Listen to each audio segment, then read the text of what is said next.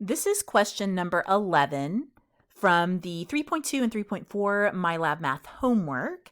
And in this question, we're given a function. So let me rewrite my function here.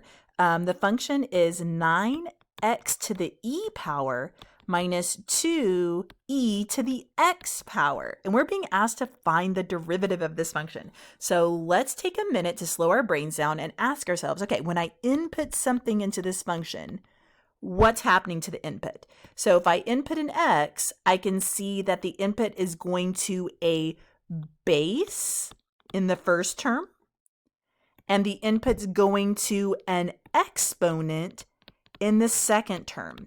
So I'm going to take the derivative of each of these terms individually, and to find the derivative of the first term, I'm going to need to use the power rule because this is a power function.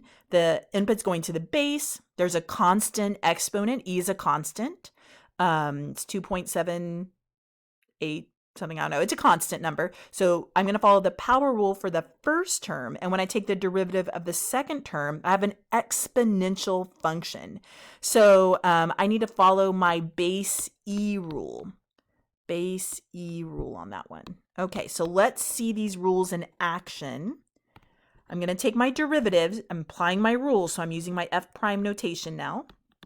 Okay, and let's follow our power rule. So if you were doing your power rule on something more familiar, so I'm going to come to a side note over here real quick. If I had given you this function, so 9x squared.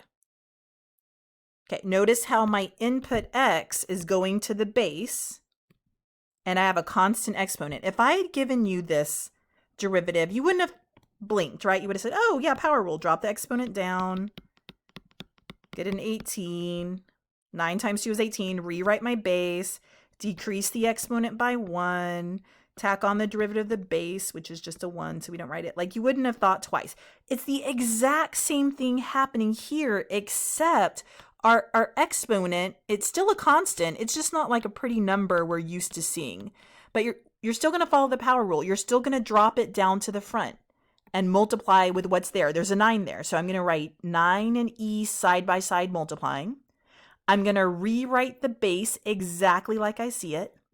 I'm going to decrease that exponent by 1 and technically tack on the derivative of the base. But the derivative of a plain variable is just 1. Okay. Then for my second term, I'm following my e to the x rule here. So the constant is along for the ride.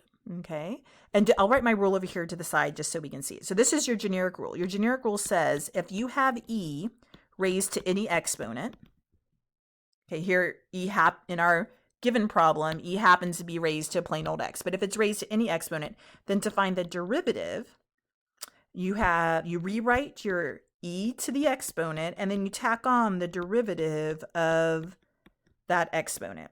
And if there happens to be a constant in front of the e, that constant carries down into the derivative. So we happen to have a 2 in front of the e, so that 2 is going to carry down in the derivative. We're going to rewrite our e to the exponent and then tack on the derivative of the exponent.